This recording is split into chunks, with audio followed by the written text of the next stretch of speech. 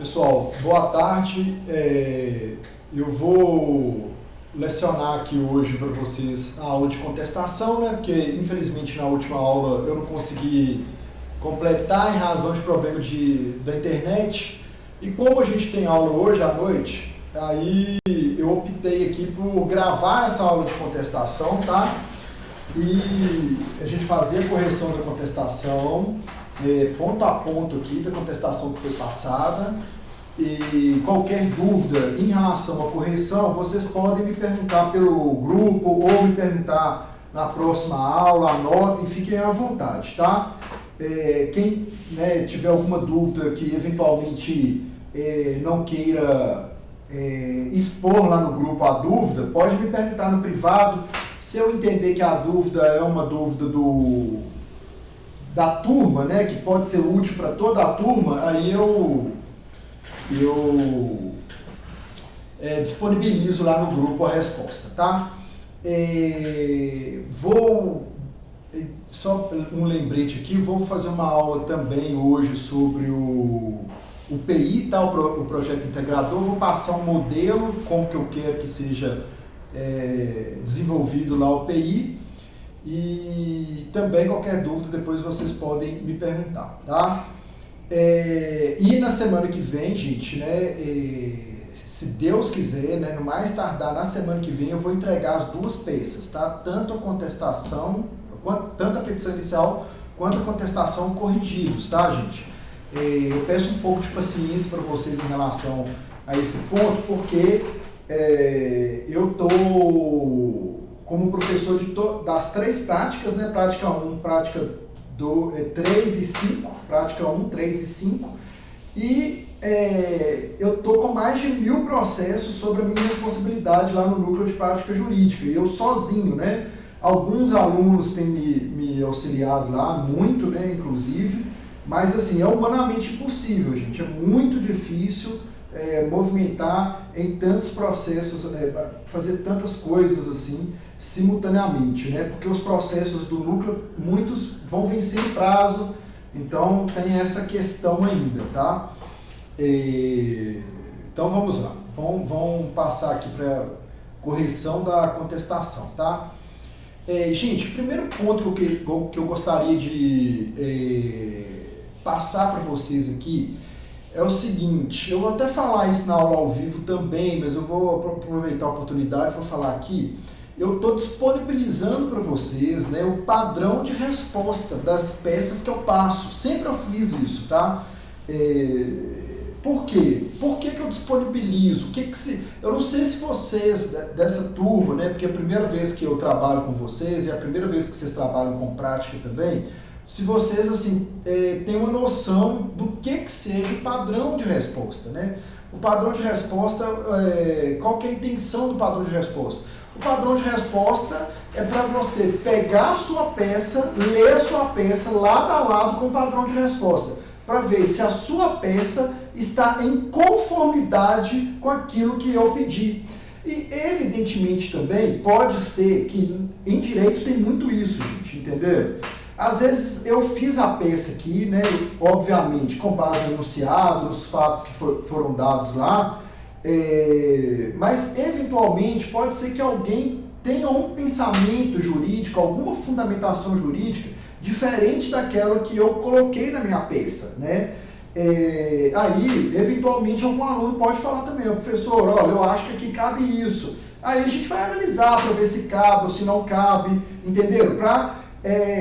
Então, assim, o padrão de resposta serve não apenas para você ver se sua peça está boa, né, de acordo com aquilo que eu pedi, assim também como serve para você eventualmente trazer algum fato novo, alguma fundamentação jurídica que você possa eventualmente entender que seja cabível ali para aquela questão, tá?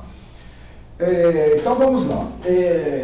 Fazendo aqui uma recapitulação, né, do tudo que foi dado, nós estamos contestando aqui uma petição inicial por intermédio da qual a parte autora, né, filho do requerido, está representado pela mãe, ele informa que recebe 20% do salário mínimo a título de pensão alimentícia ele noticia que, que essa pensão tem sido paga mediante um acordo verbal realizado entre a mãe dele e o requerido, né?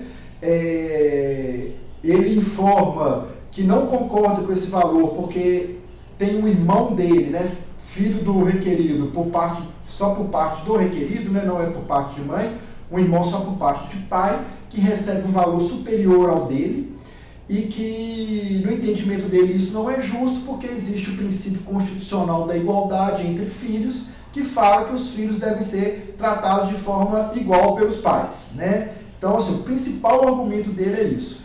E tem um ponto também que eu ressaltei com vocês quando eu passei a contestação, fiz a aula da contestação, que foi a questão do período do relacionamento, que a mãe, né, informa ali que teve um relacionamento com o requerido em determinado período. E quando o requerido esteve lá no seu escritório, ele falou que esse período aí não condiz com a verdade, né? Aí nós vamos contestar esse período também. Eu ainda falei, né, na aula que esse argumento, né, ele não diz respeito ao objeto da ação, mas ele é importante. Eu quero só que vocês consigam visualizar, né, passem a visualizar, entendam que é necessário visualizar numa peça processual todos os pontos jurídicos que sejam relevantes, né? Que sejam relevantes tanto para demanda que você está tratando, quanto para uma outra eventual demanda. Isso é muito importante, tá, gente?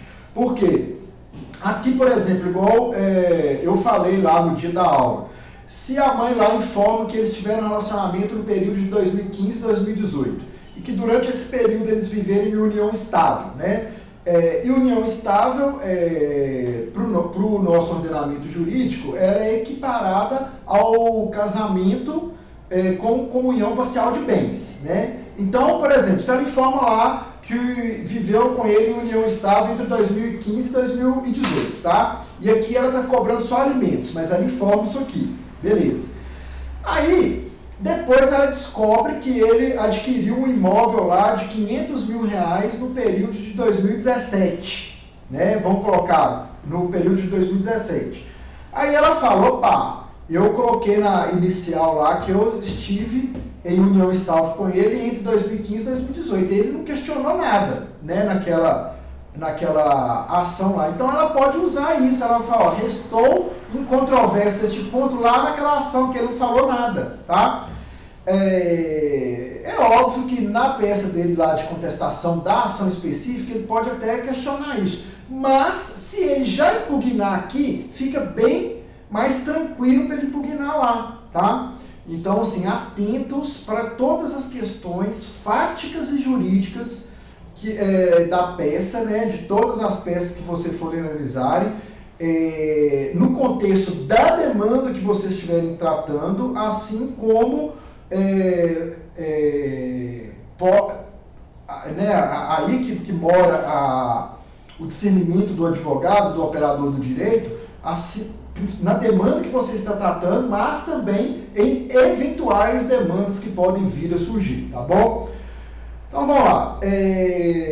Aqui a primeira coisa na peça de contestação é em relação ao endereçamento, né? O endereçamento da peça, agora a gente já vai saber para qual das varas cíveis foi distribuída a ação. Por quê? Quando a gente entra com o processo, né, hoje em dia todo processo é processo eletrônico, chama PJE, processo judicial eletrônico.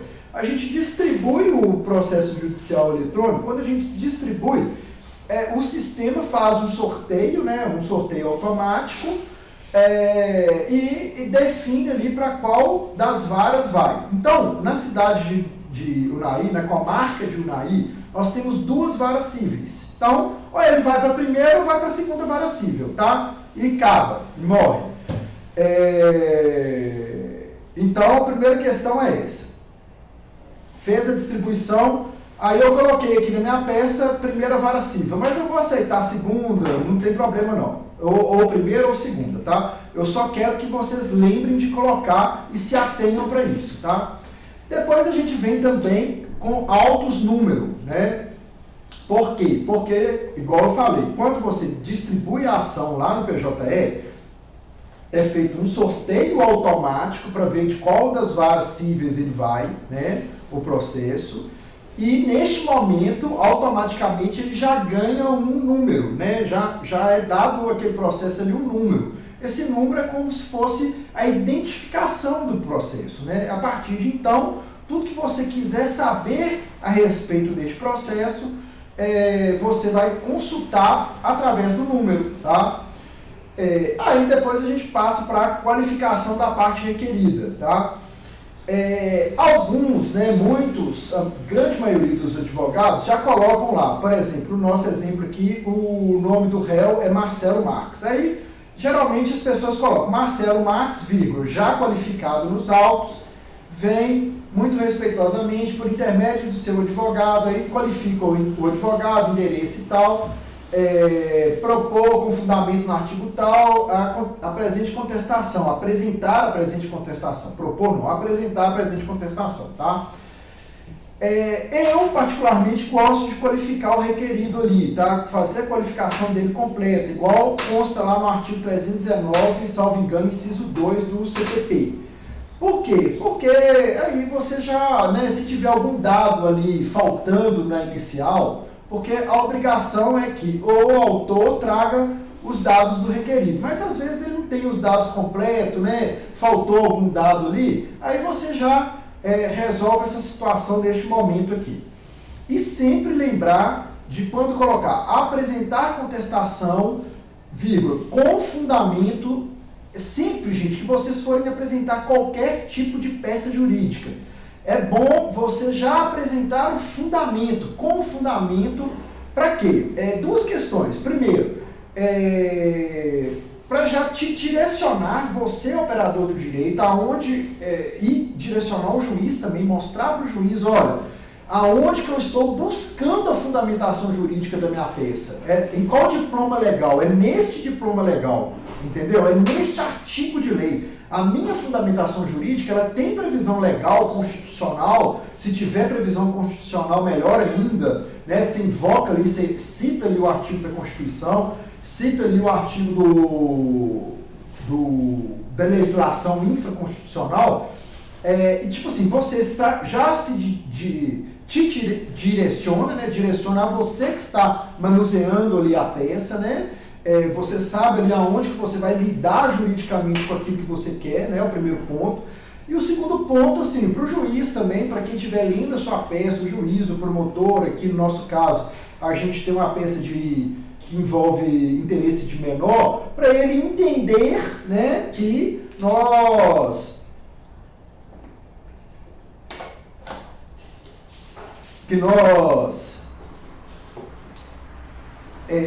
temos conhecimento técnico, né, para falar assim, porque lógico, se você mostrar que você tem fundamentação jurídica, que você entende ali, que você sabe o artigo de lei que você está tratando, né, é lógico que você mostra, consequentemente, conhecimento técnico, tá? Então, beleza. Aí você vai, né, colocar, apresentar a contestação com fundamento no artigo 335 e seguintes do CPC, que é onde que trata da contestação em âmbito civil, em face da ação de alimentos, né, vai mencionar aquele imóvel. Aí você coloca as iniciais, né, do nome do autor, porque ele é menor, LSM, Lucas Soares Marques, brasileiro, menor impúper, neste ato representado por sua genitor, senhora Brenda Soares, ambos já qualificados, tá? Aí, em relação à qualificação dos contestados, né, que no caso são autores, aí você já pode colocar ambos já qualificados. Por quê? A qualificação do autor da ação, ela deve estar completa no momento da propositura. Isso é óbvio, né, que o autor vai lá no seu escritório te procurar, todos os dados necessários para propor a ação ele tem que te fornecer, né? Aí você vai e coloca, pelos motivos de fato, direito a seguir expostos. Aí o primeiro ponto é da justiça gratuita. Aí a mesma questão que eu falei com vocês lá em relação à justiça gratuita, no momento, os mesmos, né, os mesmos argumentos fáticos jurídicos. Os argumentos fáticos evidentemente mudam, porque cada um tem a sua história, né? Cada um tem a sua, o seu trabalho, a sua renda e tal, né? Mas os argumentos jurídicos são os mesmos. Assim, em regra são os mesmos. Então, aqui você vai colocar, requer a parte requerida a concessão dos benefícios da gratuidade de justiça, pois o demandado atesta que não reúne condições de arcar com as despesas do processo sem prejuízo do seu sustento e de sua família, situação que garante a concessão da gratuidade processual, conforme jurisprudência do egrégio Tribunal Superior de Justiça. No meu exemplo aqui, né, no meu modelo, no meu padrão de resposta eu coloquei assim, eu coloquei aqui, olha só, gente, nada que eu falo aqui nessa primeira frase minha, nesse meu primeiro parágrafo, é em vão, tá?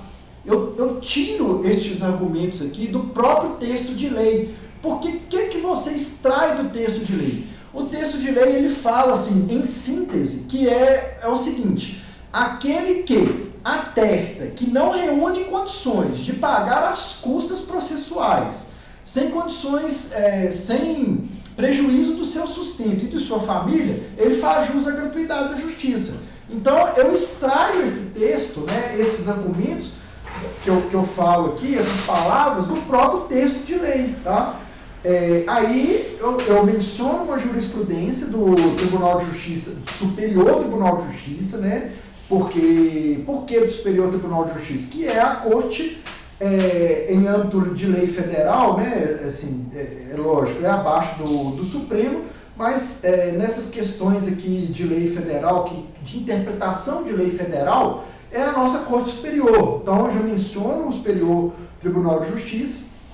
Aí depois eu começo a atrelar a situação fática do meu cliente com isso que está previsto na legislação. Aí eu falo, o documento em anexo comprova que ele é assalariado e ofere renda mensal de pouco mais de 3 salários mínimos e, portanto, não possui condições de arcar com as custas processuais, pois tem inúmeras despesas cotidianas, tais como alimentação, vestuário, moradia e, inclusive, paga pensão para 2 filhos. Aí, essa parte aqui, eu já tiro do enunciado, né? Porque no enunciado fala que quando o requerido esteve lá no seu escritório de advocacia, ele informou que a renda dele é de pouco mais de 3 salários mínimos, que ele era assalariado, que ele tem outro filho. Aí, no último parágrafo, eu coloco, ante todo exposto, e com fundamento, aí eu já invoco, né, o meu fundamento jurídico, né, para amparar o meu direito, né, o meu direito invocado, eu já venho com a fundamentação jurídica. Eu coloco, ante todo exposto, e com fundamento, no artigo 5º, inciso 74 da Constituição, artigo 98, e parágrafo 5º, ainda artigo 99, parágrafo 3º, e seguintes, tudo do CPC, com inciso 4º do artigo 374, todos do CPC. Aí, quer dizer, né, eu menciono a fundamentação jurídica do meu pedido aqui, tá? Aí eu passo para o meu segundo item da minha peça de resistência, vai ser breve resumo dos fatos alegados na exordial. Gente, igual vocês estão agora no 6º período, né? Assim, eu quero já que vocês comecem desde agora a ter bem isso em mente, essa questão do breve resumo dos fatos alegados na exordial. Exordial é sinônimo de inicial, peça de ingresso, entenderam?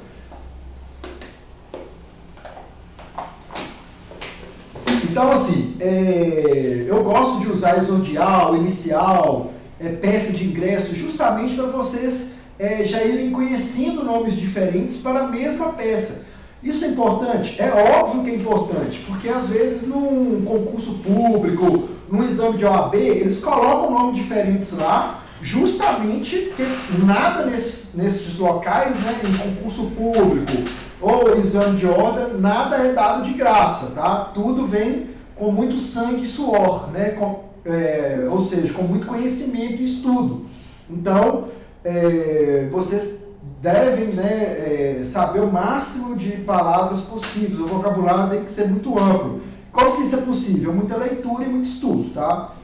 Então, breve resumo dos fatos alegados na exordial. Neste momento, gente, a gente vai fazer uma breve síntese daquilo que tem no inicial.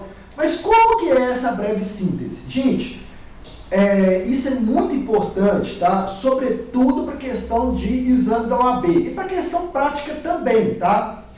Por que para exame da OAB e por que questão prática? Vamos lá, por etapa. No exame da OAB, o enunciado da OAB, ele é famoso por ser como que a OAB faz, como que a OAB gosta de fazer, tá? A OAB faz o seguinte, ela dá um enunciado gigantesco, né? Então ali, neste enunciado, tem várias informações que são importantes do ponto de vista jurídico-fático, tá? E informações que não têm nada, absolutamente nada a ver com questões jurídicas fáticas. O que o examinador quer do examinando, né? Quer do aluno, quer daquele que está tentando ali ser um advogado? Ele quer justamente testar essa capacidade dele de discernir, de diferenciar aquilo que é importante do ponto de vista jurídico-fático daquilo que não é importante do ponto de vista jurídico-fático. No mesmo caso acontece com a gente na prática, né? Quem faz estágio aí no escritório de advocacia, ou então em juizado especial, no setor de atermação, conhece bem essa situação.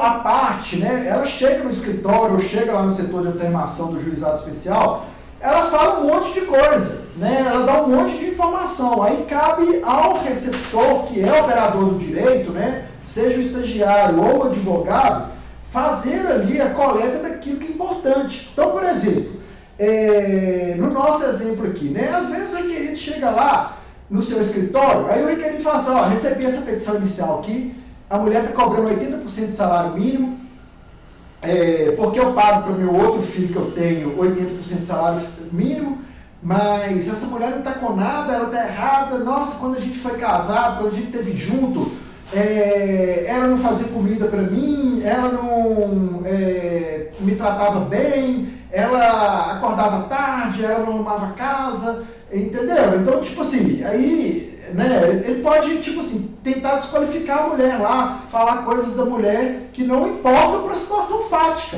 né? Por quê? A nossa situação fática aqui diz respeito a quê?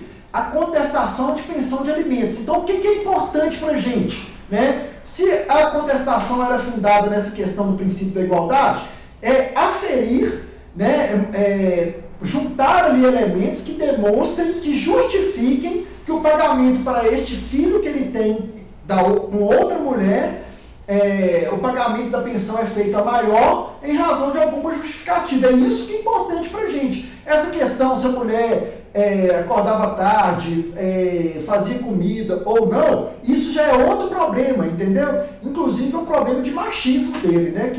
Que tem que ser combatido, porque tanto o homem quanto a mulher têm a obrigação de contribuir para todas as tarefas domésticas, né? Porque hoje em dia todo mundo trabalha fora e tal, então assim, o homem chegar com esse argumento no escritório de vocês já podem xingar, né? Já podem até falar, não, ela trabalha fora, você também. Então, quando chega em casa, todo mundo tem que ajudar nas tarefas domésticas, né? Porque o homem chega, deita no sofá, põe os pés para cima e a mulher vai fazer as coisas, né? Hoje em dia, ainda tem situações desse tipo, mas já está bem menor, né? As mulheres hoje já estão bem mais espertas e independentes financeiramente. Obviamente que elas não aceitam esse tipo de situação, né? Então, nesse sentido aí. Então, assim, você tem que focar nesse momento para aquilo que é realmente importante ali para ser combatido. Por quê? Nesse breve resumo dos fatos iniciais, esse ponto é crucial da peça, porque aqui você já vai informar ali o que a parte autora está falando e os principais pontos, e consequentemente você já vai estar sintetizando ali também o que será combatido, né? Obviamente. Então vamos lá. Então olha só como que eu fiz a narrativa aqui.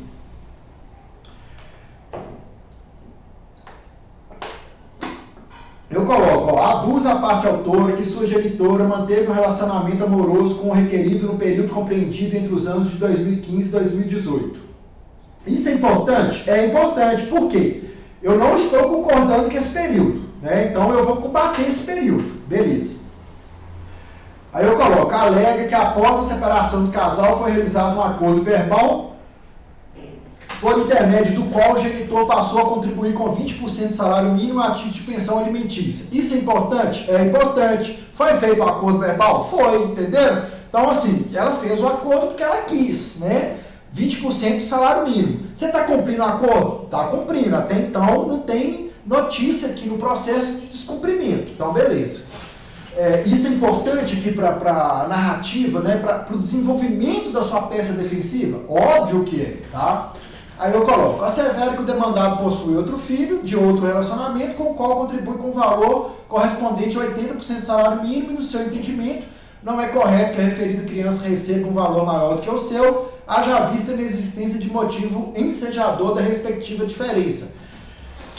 Olha, gente, como que é essa questão aqui? Nada que eu coloquei aqui também está em vão, né? Isso aqui que é o cerne da nossa questão, né? O X da nossa peça defensiva vai ser combater estes argumentos aqui, 80% de salário mínimo, né? E a gente vai demonstrar na nossa peça defensiva para o nosso cliente, né?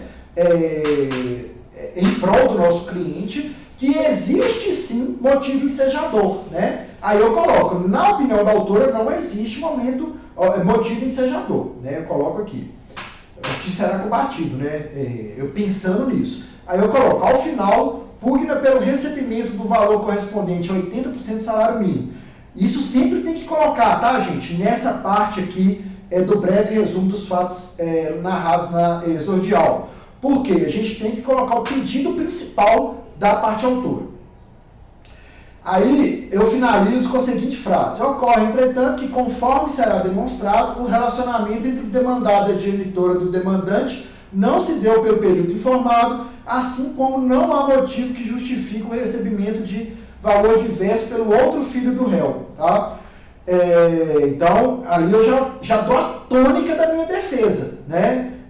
Em apertada síntese, em duas questões aqui, eu falo das duas questões principais que serão combatidas. Ocorre, entretanto, que conforme será demonstrado, o relacionamento entre o demandado e o genitor do demandante não se deu pelo período informado, primeiro ponto, assim como há motivo que justifica o recebimento de valor diverso pelo outro filho do réu. Então, a partir de então, agora, né, na minha peça, o que eu tenho que fazer? Desenvolver estes dois argumentos, que o relacionamento não se deu no período informado e que há motivo ensejador para ele pagar a mais para o outro filho. Eu tenho que desenvolver estes dois argumentos, tá? Esses dois argumentos devem ser desenvolvidos ao longo da peça com fundamentação fática, jurídica e provas, documental, testemunhal. É nisso que vai desenvolver agora a minha peça de resistência. Aí, passamos agora para o terceiro item da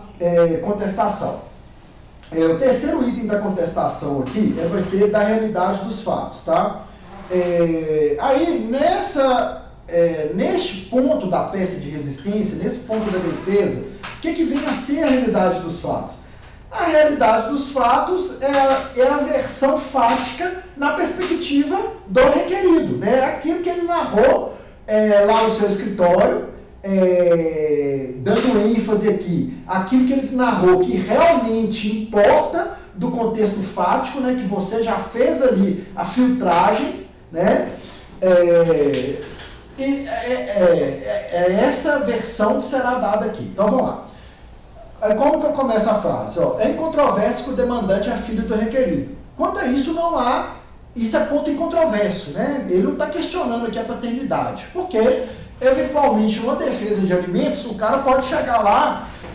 Às vezes a mulher entra com a ação e fala que a ação acumulado de investigação de paternidade com alimentos, aí o cara vai falar, eu não sou filho. Aí você faz a defesa falando, eu não sou pai. Aí você faz a defesa nesse sentido. Aqui não é o caso, né? Aqui ele assume ser o pai da criança. Aí vem, todavia o relacionamento entre o réu e a genitora do autor se deu pelo período compreendido entre os anos de 2015 e 2017. Aí eu já questiono esse ponto. Primeira coisa, conforme será demonstrado no decurso da instrução. Registra, ademais, que a genitora do demandante nunca reclamou da quantia paga a título de pensão alimentícia, até porque ela também trabalha e contribui com o sustento do menor. Por que eu coloquei isso aqui, gente? Porque se a gente for pegar o artigo do Código Civil que fala sobre sustento do filho, o artigo do Código Civil, ele fala lá que é dever de ambos os pais, tá? É dever de ambos os pais contribuir para o sustento do filho. Então, o que eu estou falando aqui, ó? Ela nunca reclamou, né, do valor que foi dado a título de pensão, ou seja, sempre deu para suprir as necessidades, né? Já tem muito tempo que eu pago e ela nunca reclamou. Beleza, primeiro ponto. E o segundo, e ela também tem o dever de contribuir lá financeiramente. Eu já empurro um pouco para o lado dela, né? É óbvio, gente, que nós estamos aqui na condição de advogados do réu. Mas assim, numa perspectiva realista da situação, né? É lógico que se a guarda está sendo exercida unilateralmente pela mãe, é lógico que a mãe dorme com a criança passa o dia todo lá com a mãe, as despesas da mãe são maiores que do pai, né? Lógico, é óbvio, né? Porque a mãe que fica o tempo todo com a criança. Na prática é assim, né? A gente não conseguiu ainda chegar num nível de igualdade, né, nesse sentido aí, porque na maioria das vezes a responsabilidade, a guarda unilateral é exercida pela mãe. Os pais somem no mundo aí e fica com a criança com a mãe, então a mãe que tem que cuidar mesmo, né? Então tá, aí eu faço essa narrativa, né? Aí depois eu venho, a penúltima frase é: importante consignar ainda que o demandado realmente possui outro filho, com o qual contribui com 80% do salário mínimo. Isso, aí eu também não nego que ele tem outro filho e não nego o fato dele contribuir com 80% do salário mínimo, tá? Isso porque a referida criança, lamentavelmente, possui um problema de saúde e, consequentemente, seus gastos mensais são maiores. Assim, a improcedência da ação é a medida que se impõe. Gente, aí vão lá. Também nada aqui está em vão, tá? Eu, particularmente, né, como advogado, até como advogado mesmo, eu tenho 2 anos, vou fazer 2 anos agora de mercado, né? Eu fiquei 10 anos como assessor de juiz. E assim, eu, como advogado, eu não sei se é da minha natureza, da minha pessoa, assim, eu procuro ser o mais ético possível nas minhas peças processuais. É óbvio, gente, que às vezes o cliente chega no seu escritório, por exemplo, né, eu tive um caso agora há pouco tempo, que o rapaz, ele queria se divorciar, queria dissolução de união estável, né, acumulado com pensão alimentícia e partilha de bens. E assim, o cara chegou lá no meu escritório, ele era dono de uma mercearia, tinha um filho só com a mulher. Eu posso falar que não foi aqui em Unai, foi em Belo Horizonte.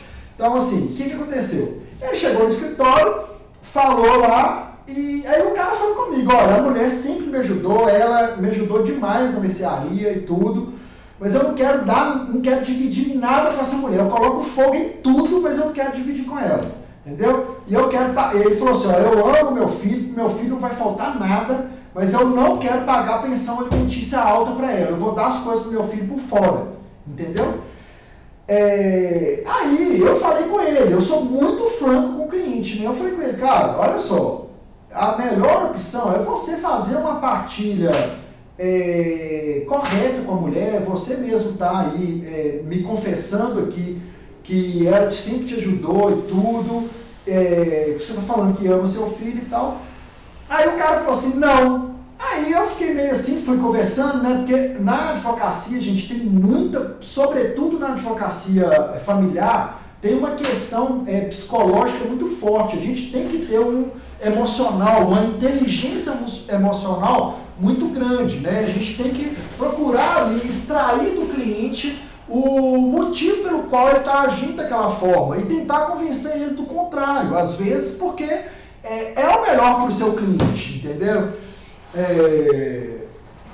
Aí eu conversando com ele, falando com ele lá e tal, o cara falou assim, por fim, na 3ª vez lá que a gente conversou, o cara falou comigo assim: o negócio é o seguinte, depois que a gente separou, ela tá tirando foto em rede social, toda bonitona e tal. Se eu pagar pensão alta para ela vai ficar andando com o homem aí, bancando o homem, e eu não vou gostar e tal, eu não quero isso pra minha vida. Aí o cara falou isso, aí eu falei, ah tá, agora eu vi a razão. Tentei convencer ele falou, não. Ele falou, se você não fizer o que eu tô pedindo, eu vou contratar outro advogado. Então assim, aí a gente entra com o processo, né, e você, é óbvio, usando, né, das artimanhas do próprio, do nosso próprio ordenamento jurídico, é possível atrasar o processo, dividir o mínimo de coisa possível, passar coisas para nome de terceiro, então assim, é possível, né, mas assim, não é indicado, né. Então, o que eu estou querendo dizer com isso? Por que eu trouxe esse exemplo? Porque há fatos que eu entendo que não há como serem contestados. Se a mulher trouxe lá a cópia da sentença que fala que o cara paga 80% do salário mínimo para outro filho, você vai contestar isso em juízo? Isso é impossível, não tem jeito. Então, você tem que informar que isso realmente é verdade e trazer uma justificativa, né, apta a fundamentar essa questão, né, falar assim, olha, eu pago realmente 80% de salário mínimo para outro filho, mas, todavia, porém, contudo, é porque ele tem um problema de saúde, seus gastos mensais, consequentemente, são maiores, tá?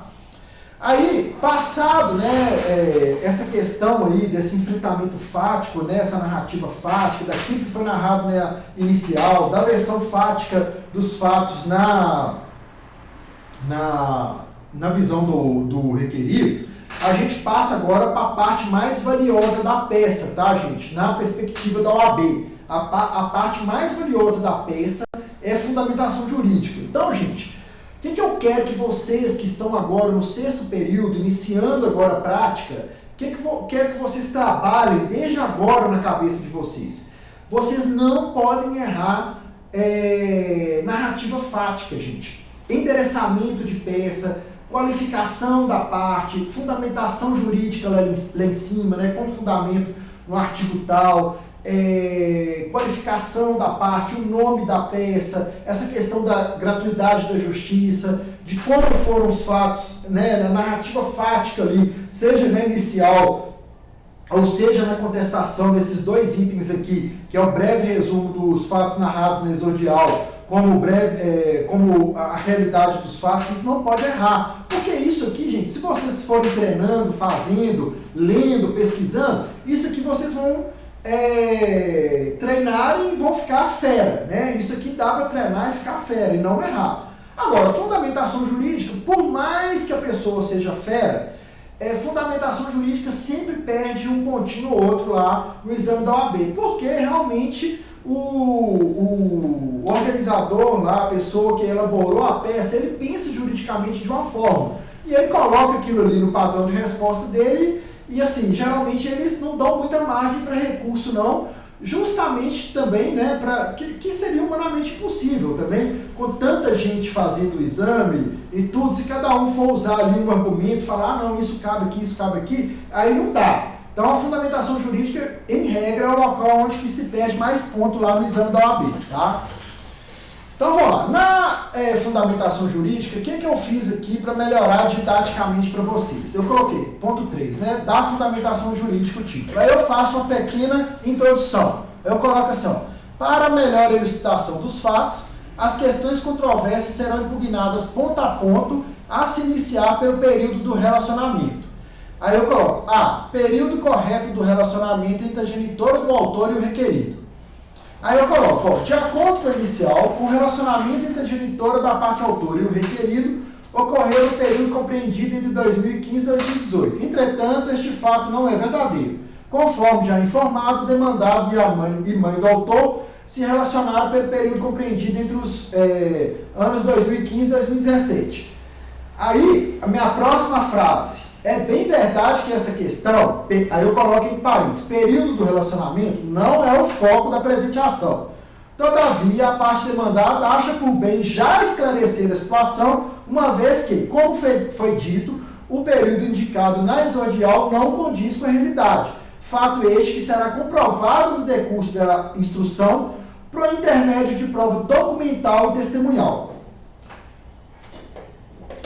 Então, gente, como que a gente prova? Também eu quero muito que vocês tenham isso em mente desde já, tá? Que a cereja do bolo no direito, né? No direito, a cereja do bolo é como você prova aquilo que você está falando, né? Em juízo. Em juízo você tem um brocado, eu já falei isso na aula de vocês, tem um brocado latim que ele fala, em juízo não basta alegar, é preciso comprovar, né? Eu estou traduzindo do latim para o português porque eu não sei ele em latim, mas a tradução é essa, em juízo não basta alegar, é necessário comprovar, né? Então, aqui no nosso caso, como que você vai comprovar que o período de relacionamento não se deu no período informado por ela, né? Se deu em período diverso daquele informado por ela? Através de mensagem de WhatsApp, e-mail, né? Por quê? Até 2017 a gente trocava mensagem de WhatsApp com juros de amor. A partir de 2017 foi só para tratar de pensão, essas coisas, né? Inclusive aqui, em maio de 2017 eu mandei uma mensagem para ela, ou eu recebi uma mensagem dela terminando o relacionamento, tá? Então tem jeito de provar assim. E prova testemunhal, olha, meu vizinho via que ela vinha aqui em casa toda sexta-feira. Agora, pode perguntar para ele não vem mais desde julho de 2017. Então, testemunha. Então, essa questão. E a gente tem que informar na peça como que a gente vai provar aquilo que a gente está alegando, tá? E isso o advogado tem que ter. Como que eu provo, né? Sempre que você lê alguma coisa, o que o cliente tiver no seu escritório, for alguma coisa assim, né, relacionada a direito, sempre você tem que pensar, como que eu vou comprovar isso, tá? Beleza. Então, tá impugnado esse ponto aí do período de relacionamento. Aí, feita a impugnação, eu coloco, né, minha última frase aqui é assim, ó, fica, portanto, impugnado o respectivo argumento. Passa, portanto, a impugnar o valor pleiteado a título de pensão alimentícia. Gente, é muito importante a gente sempre fazer um link entre aquilo que foi dito e aquilo que será dito. Isso em todas as questões. Eu estou vendo, eu estou orientando agora a TCC, né? E eu tenho visto que isso tem sido uma grande dificuldade dos meus alunos. Faz a narrativa ali seca, né? Aí faz a narrativa, põe lá o capítulo 1 do TCC, põe lá capítulo 1, ponto 1 do capítulo 1. Aí escreve o ponto 1, começa a escrever o ponto 2. Aí não faz o link entre o ponto 1 e o ponto 2, entendeu? Mostra ali por que o ponto 2 vai começar do ponto, a partir do ponto 1. Tem que ter esse link, tá? Em tudo, inclusive na peça jurídica. Então, acabei de impugnar um argumento, agora eu passo a impugnar o outro argumento. Aí, olha só, eu já coloco o meu título aqui com os principais pontos que serão discorridos nesta parte da minha defesa. Como que é o meu título? Direito de família, tracinho, fixação de alimentos, binômio, capacidade e necessidade, tracinho, observância, não aplicação do princípio da igualdade entre os filhos, né? Então, aqui, eu coloco meu título aqui, as principais pontos que serão contestados na minha defesa. Quais são os principais pontos, né? Fixação de alimentos, tem que observar a capacidade e necessidade, né? A capacidade de quem paga e a necessidade de quem recebe, né? E aí eu coloco, não aplicação do princípio da igualdade entre os filhos, né? Porque no caso aqui não se aplica. Aí eu falo, segundo o artigo 1694 do Código Civil, os alimentos devem ser fixados atendendo ao binômio capacidade e necessidade. Há de observar ainda as provas constantes dos autos. A proporcionalidade, por sua vez, decorre da observância adequada do binômio retro-referido. Então, eu já ataco tudo aqui com fundamentação jurídica. Artigo 1694, né? Ele que trata lá da fixação de alimentos. O que esse artigo fala em síntese?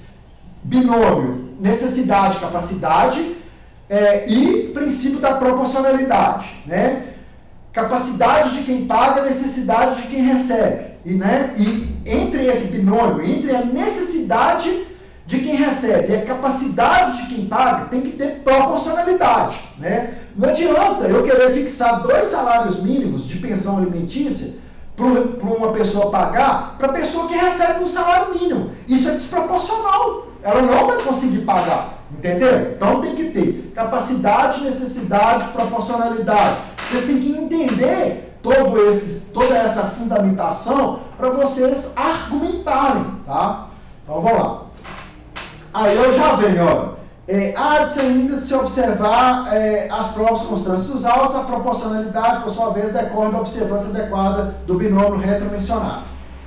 Aí eu venho falando, ó, nesse sentido, a observância do princípio da igualdade dos filhos não acarreta obrigatoriamente a igualdade das pensões alimentícias conferidas a filhos de lares diferentes, em face das circunstâncias concretas que podem demonstrar condições diversas a serem consideradas, como a condição da mãe, que também deve contribuir para a manutenção dos filhos, a idade dos filhos, suas condições especiais, despesas obrigatórias e até mesmo questões de saúde. Então, gente, aqui neste parágrafo, eu já estou dando toda a tônica da minha defesa neste ponto da peça, né? O que a minha defesa vai tratar aqui na minha fundamentação jurídica em relação à não aplicação do princípio da igualdade? Tem que ser, aí o que eu falo? Deve ser observadas as condições concretas daquele caso específico. E quais que são as condições concretas do nosso caso específico?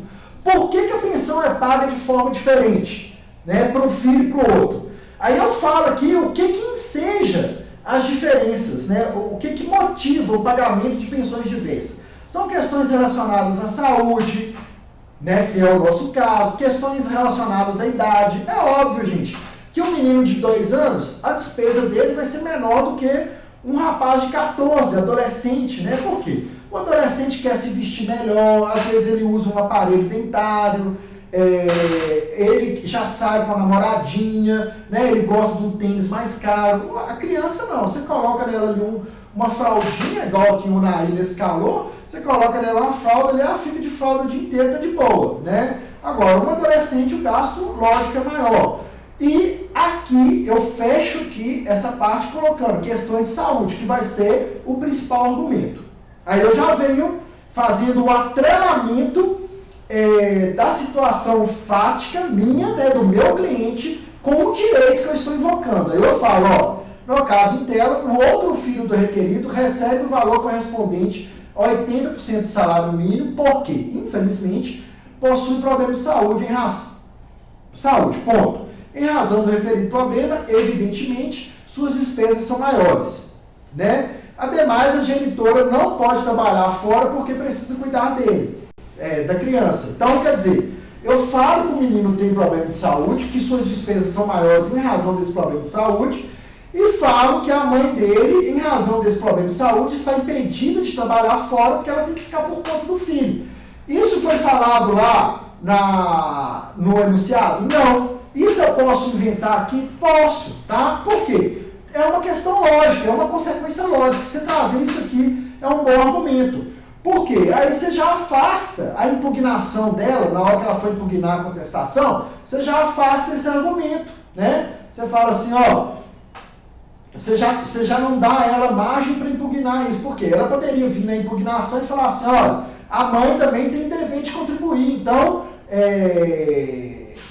ele não justifica ele pagar 80% para ela e não pagar para mim, entendeu? É isso, tá? Aí eu falo, logo não há que se falar em princípio da igualdade, haja visto que as circunstâncias de ambos são diversas, de fato, o autor, felizmente, não possui problema de saúde e sua genitora possui idade para estar no mercado de trabalho e, consequentemente, para auxiliar no sustento do menor. Essa narrativa aqui, toda a narrativa, né, está sendo, assim, feita baseada no direito que cerca o caso aqui, né? Que o direito que cerca o caso fala do princípio da igualdade e fala que é dever de ambos os pais contribuir para o sustento. Aí eu menciono aqui uma jurisprudência do Tribunal de Justiça de Minas Gerais, tá? Eu quero já, desde agora, que vocês já vão se ambientando aí com essa questão de jurisprudência, que isso é muito importante, tá? com essa questão de jurisprudência, tratar dessa questão de jurisprudência é muito importante, tá?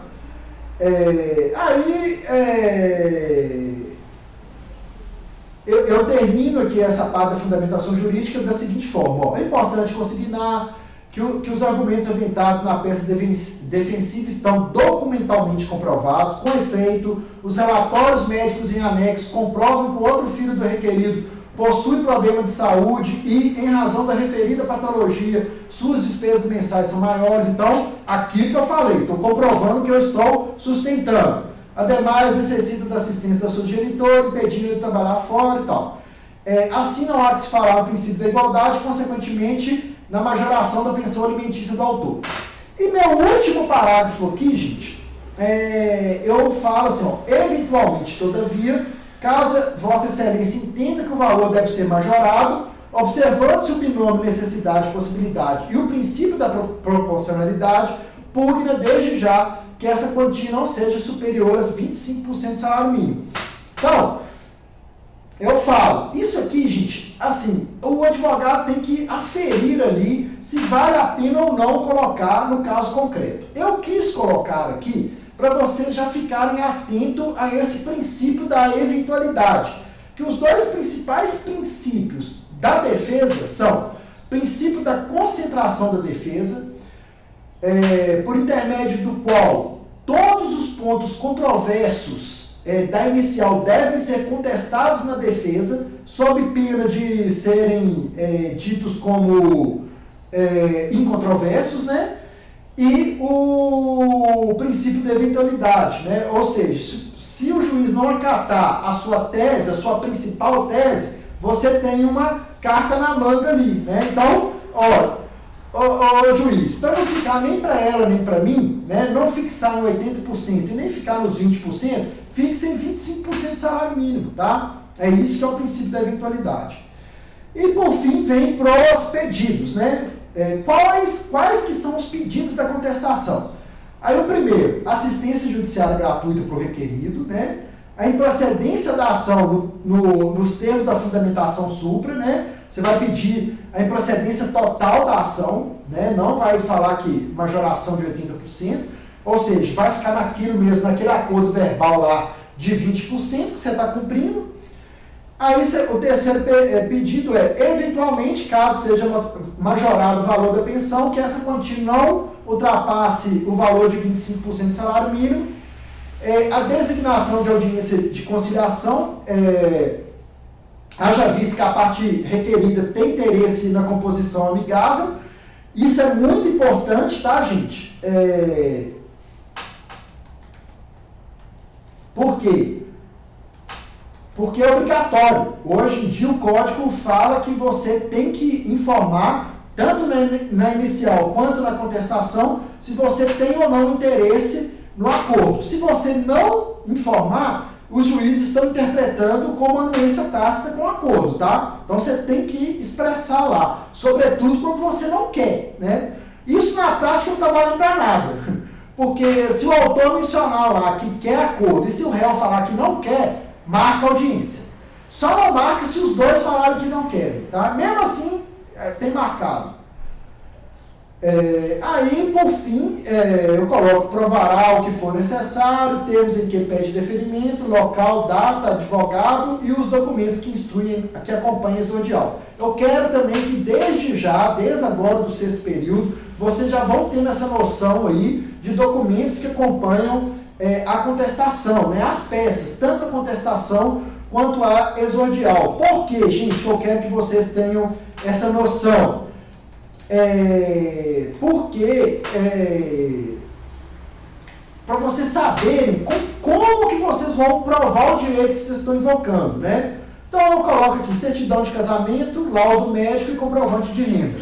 Certidão de casamento do outro filho, para comprovar que ele tem outro filho, o laudo médico para comprovar que ele tem problema de saúde e o comprovante de renda do requerido para justificar lá a sua hipossuficiência, tá bom? Então, essa aula de contestação se encerra por aqui. Igual foi dito aí, eu me coloco à disposição para responder toda e qualquer dúvida, tá? Pelos nossos canais, né, de de diálogo aí, seja pelo AVA ou seja pelo grupo no WhatsApp. E à noite a gente tem a aula aí, tá? Um abraço para todos e fiquem com Deus, tá bom?